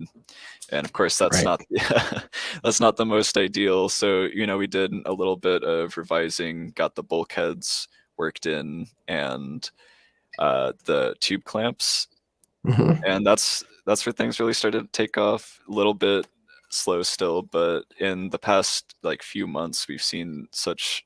Uh, I've actually been so backlogged that I am like still 1 or 2 weeks behind on orders. just Wow. being backed up. But yeah, thanks to everyone's support, though, now we're able to do the. We'll talk about that in a moment. But I was able to put together these really cool progenitor lids, the final sort of iteration of the lid design. Wait, how backed up did you say you were, Spencer? Because that looks sexy. I think you're about to get way more backed up, my friend. Well, I don't even I'm know really, if I've seen these. Yeah, these look great. so the tube clamp, of course, was my mom's idea, but I didn't actually, after designing these and starting selling them, I saw that a few other people were using these as well, like way back in the day. But Mhm. I guess no one picked up on it at the time. Like for example, Mycoblast. I'm sure some of you might know them, but they beat me to the tube clamp idea by a few months. I had no idea. But yeah, I'm really excited about these because although I'm backlogged, thanks to everyone's outpour of support, I was able to get a ton of parts and finally fix my lid drought, because these gray lids that you see as the base for the design were like out of stock everywhere in my city for months. Like I don't know if they're just in low production or everybody wants them, but I was finally able to get a good stock of these lids, so I'm feeling really good about them. Nice. We're going to be moving to back stock soon, so you won't even have to wait for me to build them for you. Oh, that's So it's great. really cool. Nice. And then, of course, one of the biggest developments in the business journey was our collaboration with Oatman Flats Ranch and their regenerative farming. I was going to talk a little bit more about this, but since we actually kind of went over the story already, I don't think I need to repeat myself on how I met him and everything. But very very awesome organization, and I think one of the key moments in my growth as a business is making that partnership. Right. And that's something I think that is really important as a mushroom business, is following what I like to call the mycelium model in a way. Just how would mycelium behave? We connect with other things. Yep. You want 100%. to make community, right? So Just really exciting. I'm with you, man. I'm with you like 400% on that one. That's what I'm all about. I got a question for you from Vegas Mandy. Do you have both sizes available? Do you have standard and wide mouth? Yes, we do standard and wide mouth. I prefer the standards for LC over wide mouth these Yeah. days. Okay. I like how they look, but that's the only really that's the only real difference between them. But we also I can also do custom bottom tubing sizes too. So if you're the type that likes to use the big like half-gallon jars for your LC, I can do that. Man, I can't use up my I can't use up 600 mLs of it. Yeah, see, I'm too small time. I don't need that much. But some people are probably mixing it in 55-gallon drums, man. Because that stuff works. Yeah, no, I'd like to see the LC lid that's designed for a like 50-gallon jar. Yeah. I know they have them where they do Yeah. those giant bioreactors. Yeah. That's fancy stuff. That's beyond me. But yeah, that's essentially the story of our business. It started out as a passion project, just became sort of a hobby shop type thing, and I just really enjoyed helping people grow mushrooms, and seeing it's really satisfying to me to see people's yields with my products. That's one of the most rewarding things.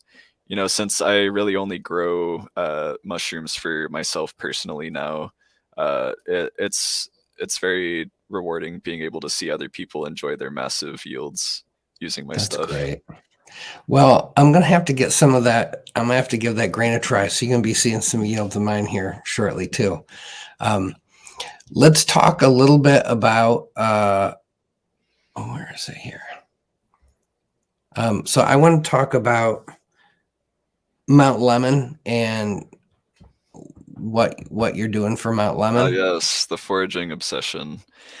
So while all Is this that this? was, Yeah, that's right. That Okay. actually is from on Mount Lemon too, that particular photo. So this is in the Bear Wallow Spring area of Mount Lemon.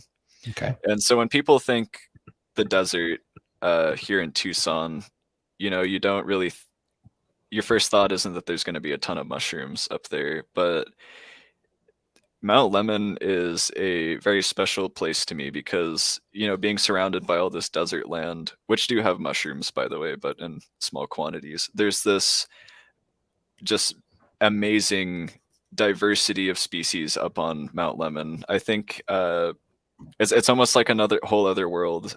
Here in Hmm. Arizona or the Southwest, we call our mountains the Sky Islands, and Okay. they truly are like that. They're just sky islands in the desert. But on Mount Lemon alone, we recorded over 210 unique species just over this year alone. And Just we're what you still, found yeah. so far. I mean, And this is right. this is as a community, not just us. My personal stats are a lot less impressive, but but yeah, there's an incredible diversity of mushrooms here in the desert.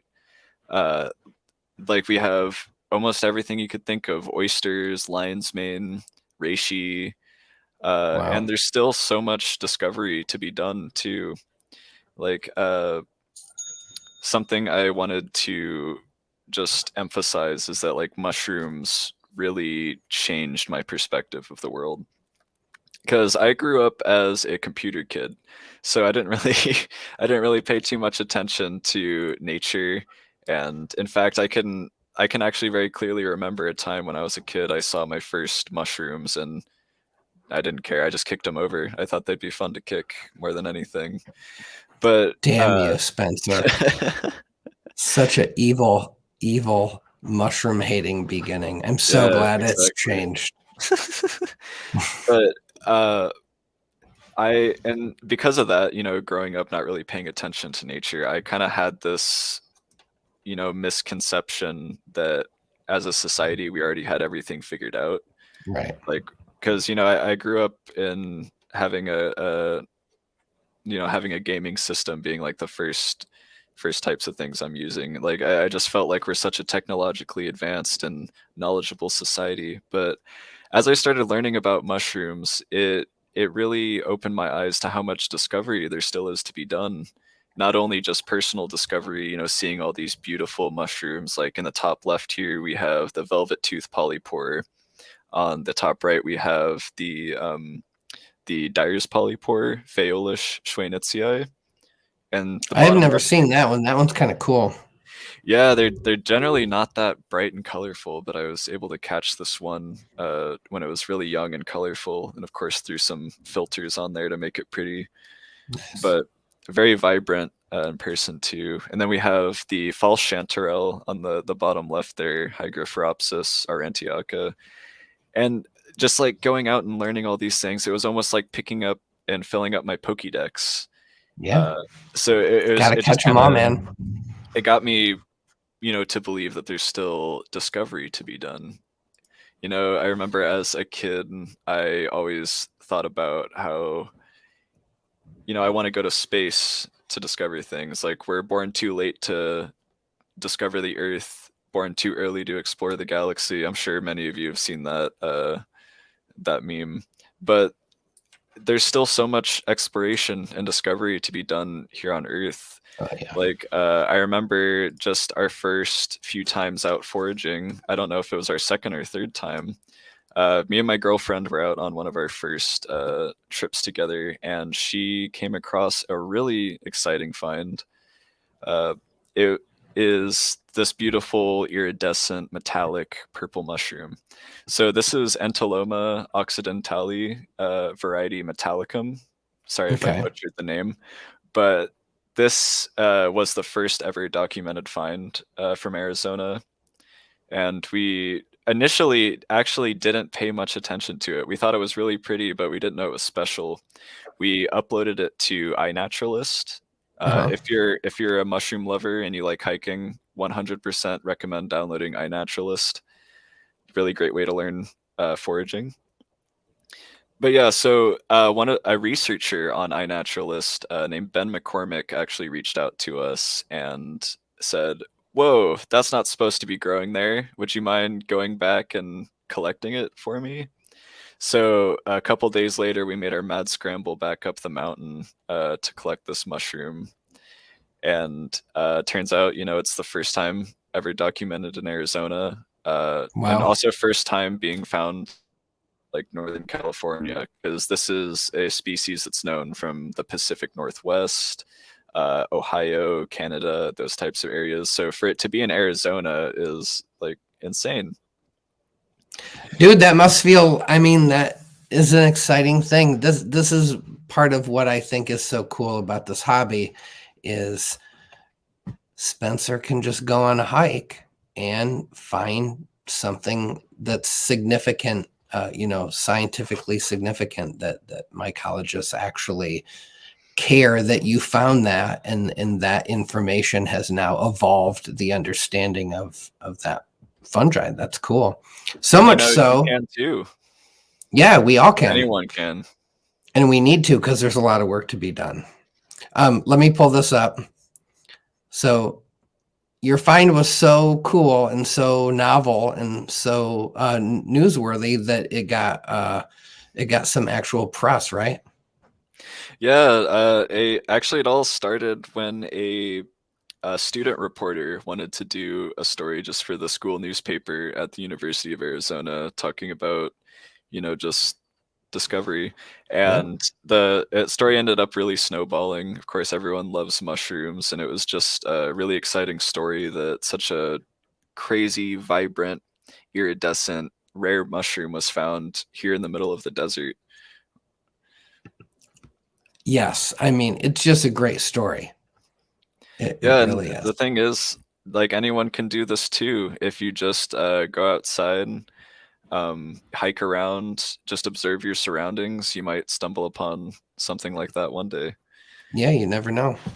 And it's not as uncommon as you think either. So over the summer, my brother treated me to a wonderful birthday present where we did a foraging and like DNA sequencing workshop out in the Chiricahua Mountains with people like Jonathan Frank, Damon Teig, Hartsinger, just really knowledgeable, Nice. intelligent people that are also very, driven and, motivated, accomplished field mycologists.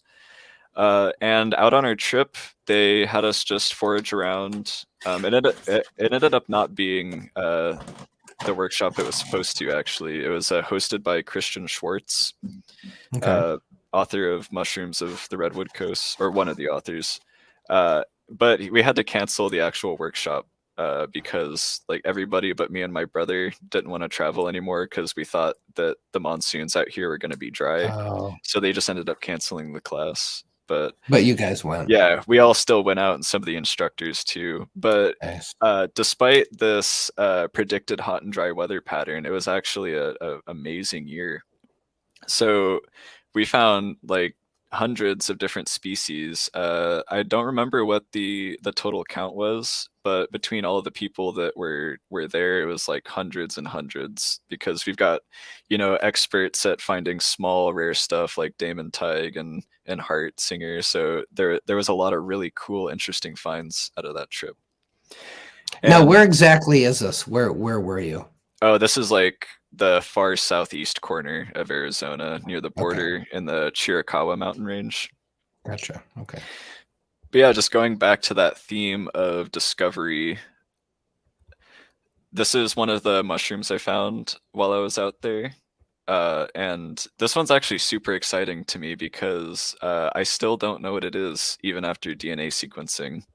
So what they Wow. taught us is we all went out foraging and found these different types of mushrooms, and we brought them all together for the DNA workshop, and we picked out some of the interesting looking ones, maybe some that are new to the area, and uh, basically took us through the PCR process, which Right. is essentially just extracting a DNA barcode from genetic material and then comparing that to what exists in a database to find out, what Right. it is. Like all the reishi of a particular species, are very genetically similar, of course. So you compare it in the database to see what it is.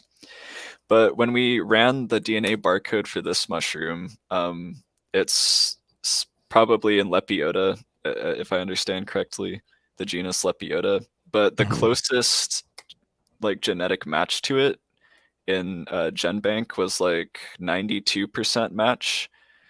Oh, not very And close though. yeah, and you're looking for Yeah. like 98, 99% to Probably down 99. species. Yeah. Yeah, so there's no other sequences in GenBank that matched this mushroom. Interesting. So we're still, waiting to learn more about what it is. I can't do some more of the nitty-gritty stuff genetic wise like Alan Rockefeller does with assembling the phylogenetic trees. So Right. maybe I ought to ask him for help, but So it's another really I have exciting somebody thing. coming on in 2 weeks who knows a little bit about this. So maybe we'll have to bring this up and see if he has some thoughts. But yeah, sometimes GenBank can be tricky. Depends Yeah, upon so what's already there. exactly. So like this is one that was really exciting and still a big source of excitement for me. That stipe gets me, Yeah. man. All the like Yeah. exudate on the stipe. So all that down there is called gutate or Okay. gutation, and it's essentially just when mushrooms grow fast, water is a byproduct of their metabolism. So as they're growing really fast, they'll start leaking their excess water out. And a lot of mushrooms will have special properties about their exudates. Like there's a polypore here where it covers itself in sort of a goopy wax to protect itself from Right. insects. Or Hydnellum pecii, the bleeding tooth fungus, the red gutation droplets it has have anticoagulant properties. Oh, is that Very what it's interesting for? stuff. Interesting. We also found some really cool edibles out there. Like this is a wild coral tooth culture. We also That's found gorgeous, man. wild lion's mane too.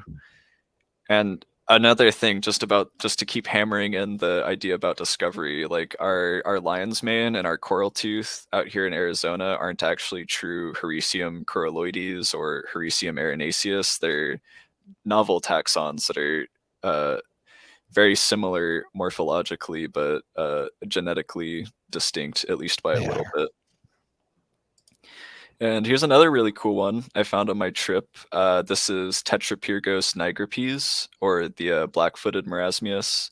And this was another first for Arizona, as far as I know at least. This is typically an East Coast species that just grows in oak woodlands. And we found it out here in the Chiricahuas for the first time during our Wow. workshop, actually, too. And I thought it would be something that is known already because it was really vibrant and beautiful. You can see, although it's Yeah, I called the mean, black-footed marasmius, you can kind of tell those blue hues in there, much more vibrant in person. But I figured, since it's such a bright, obvious mushroom, I thought maybe it had been seen before. But when we went into the workshop, wow. and I was showing some of my finds to the more knowledgeable, experienced people, I was really excited that they were excited to see it because many of them are from the East Coast and are familiar with it, and it was kind of a shock to see it out here. Wow, cool. And of course, we saw just a beautiful variety of other mushrooms like this, the spathularia up here, Dacrymyces spathularia, I think it is. We've got the Hortiboletus on the top right. Another novel agaricus down here in the bottom right. This is related to the Prince agaricus, but is novel, still Right. undescribed. And same thing for this one in the bottom left. This is in the Clitocybe nuda group, or Lepista nuda, but it is also a novel taxon as well. Wow. I Dang, man, also can you find some shit people know about or what? Like you're finding everything you find is novel. Good job. You must have a good eye for it. oh, my girlfriend's better at it. That's why she found the mushroom, the purple mushroom. Nice. But yeah, that's the exciting thing about Arizona, I feel, is it's really diverse out here. So there's just new stuff all the time. And although we are constantly seeing your very familiar common species like oysters and lion's mane or milk caps growing everywhere. Like for example, we had thousands and thousands of milk caps covering Mount Lemon this year for some Wow. reason. Just a banner year for that mushroom. But yeah, there's so much to discover. Like I'm just out here hiking, enjoying looking at pretty colors and getting to see all of this beautiful and interesting and sometimes scientifically significant stuff. Yeah. So I don't know. It's the mushrooms, not me, I feel. So I want to pull up this picture. So guys, no, all Spencer's talking about is how him and his girlfriend hike around the woods and find mushrooms, but he actually runs some cleanups for Mount Lemon, which I just think speaks to his character tremendously. So here's a picture here. And if you follow him on Instagram, he'll periodically have posts for, we're doing another cleanup.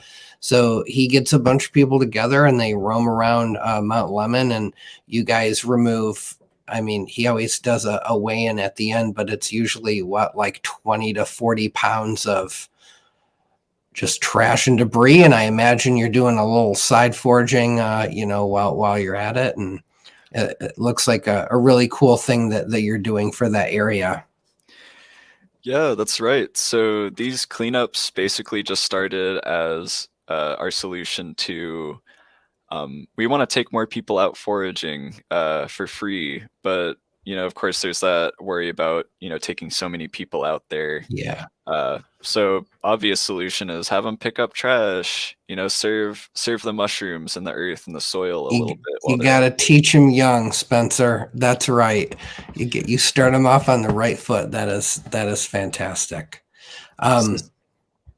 So how many of these have you done so far? Oh, it's been around a dozen, I think. And these were originally my brother's idea, and mainly the thing that he's been driving. So all credit goes to my brother there in the bottom center in the red hoodie. Okay, cool. But yeah, and so he's still involved. You guys are still kind of working together, or is he more foraging side of things? Or yeah, so we started off doing it pretty 50-50 together, but over time he just got more busy with work. So now I mainly handle all the operations things, whereas he just helps keep me on track. Nice. Gives me new opportunities, helps me with business development. Cool. So we're still working on it together, but it's mainly a me thing now. And the cleanups too. He is instrumental to the cleanups and organizes them all. That's great. Oh, so look, he's right here in the chat right now. I will. Oh, nice. Cool. Yay, your brother's here. You guys are that's so I didn't have a brother growing up. I now have two half brothers I didn't know about from my birth parents, but yeah, never had a bro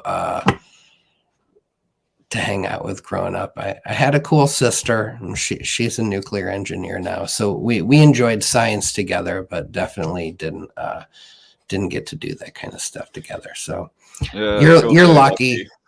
I feel very lucky to have my brother and to share a passion with him. Yeah, I didn't think so when I was younger though, because he'd always beat me up. But we're past that now. That's what you're supposed to do, dude. We get a memo. The older brothers, they get a memo. It says, if you haven't beaten up your younger sibling today, what are you waiting for? Go do that. All right. I want to talk about, I think you brought up recently on an Instagram post that you received a grant from Southern Arizona Youth Farmers Organization, something. Want to talk about that a little bit. I think that's, again, I want to talk about all these things that show me that you're a really good guy and you love mycology, and obviously people are noticing and they're now giving you money to do what? Well, yeah, I'm very happy to be able to share my story and hopefully inspire some more passion for mushrooms, in particular gourmets or forageables. But yeah, so the grant was really exciting for me because I know that you guys remember me talking about how I started off as a mushroom farm, then sort of had to pivot into supplies out of self-preservation Hmm. instead.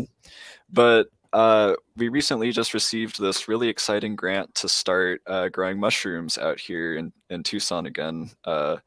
So basically, the main goal of the grant is to eventually start producing regenerative, organic, certifiable mushrooms, or at least the closest thing to it. I don't know if it's possible to get the mushrooms regenerative organic certified yet, but the idea is that we want to, use our regenerative organic grain and then also Right. use waste outputs from his farm, like the wheat straw, as the main substrate, so that Oh, that's everything cool. that's going into the creation of this mushroom is locally sourced, desert sourced. It's climate friendly, sustainable, all those great buzzwords.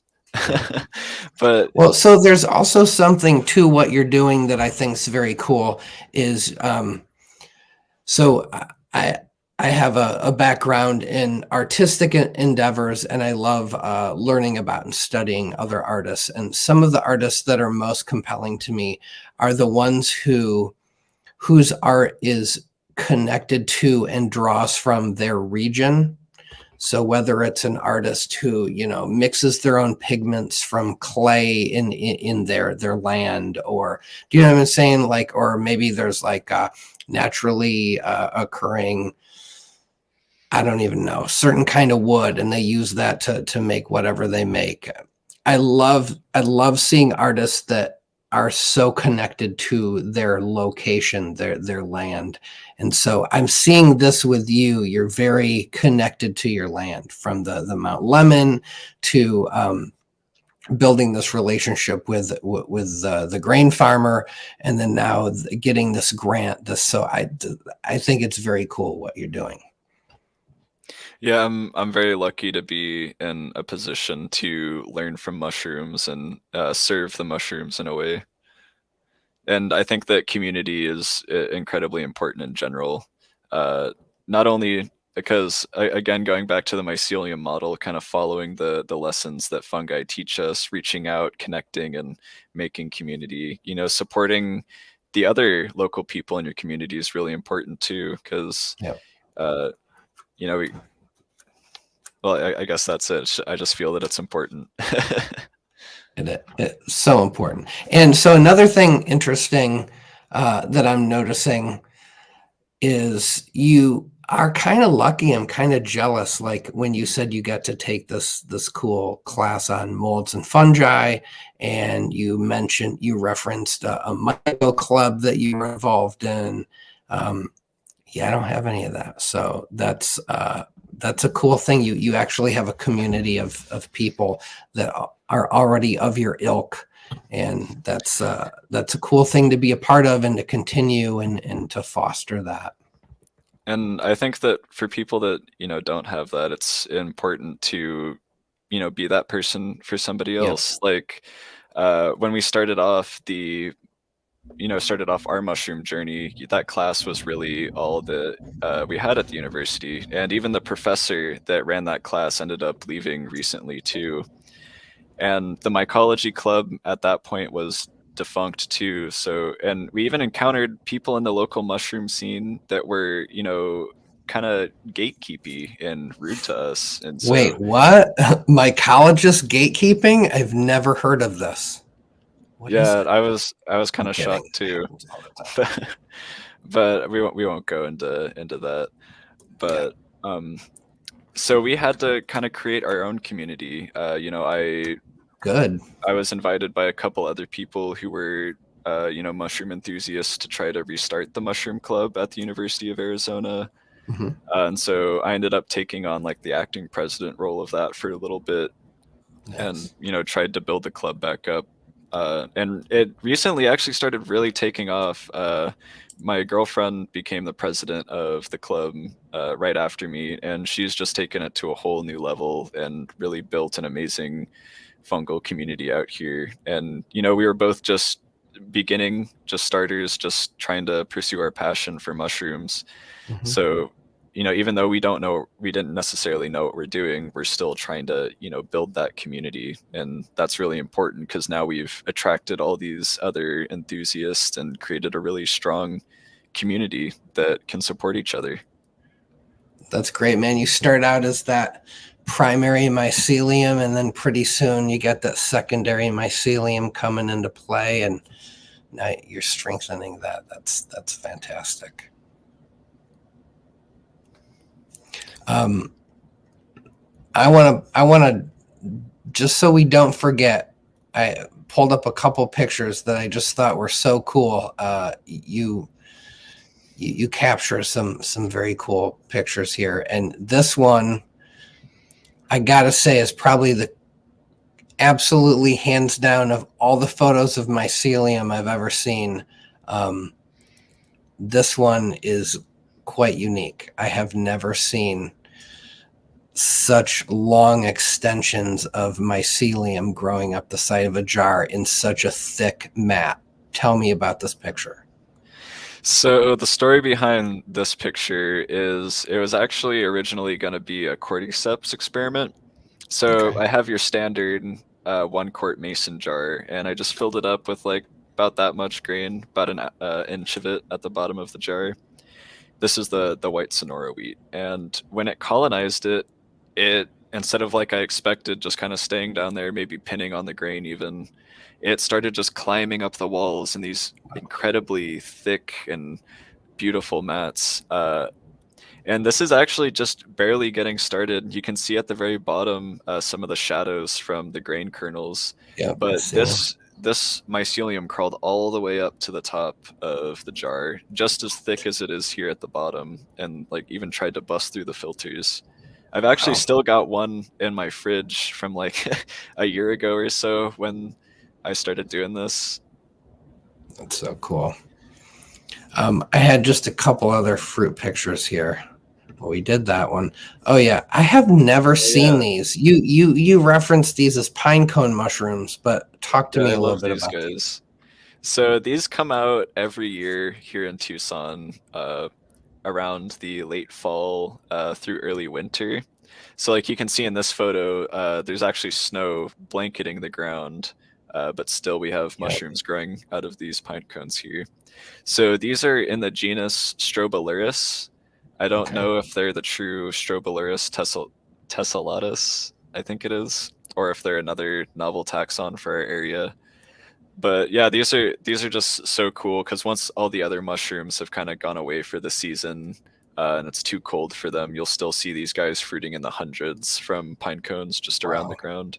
And these are, I'm pretty sure, pretty cosmopolitan in distribution. You can find them all over the world with pine. I'll have to look it up. I have never seen them. And then here's a picture of you guys out at a farmer's market, I'm assuming, or some sort of get together. Yes. So this was our first little stand for our mushroom art side hustle, or it's mainly my girlfriend's. I'm not going to try to take her credit, but it's called Sonoran Fungi.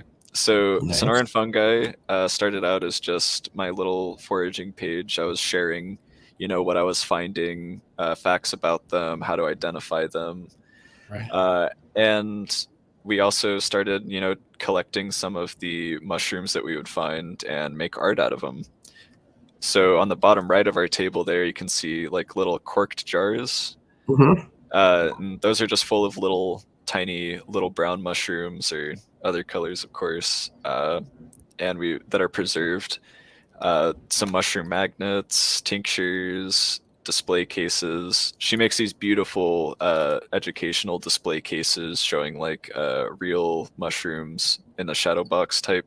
Oh, I see format. one up there. Yeah, they're really cool. Nice.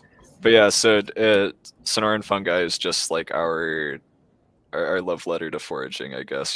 Trying to help other people get interested. And where I think. And then I just thought this was so vividly red, orange. Oh yes. So this is actually Mycelium emporium's Sakura oyster strain.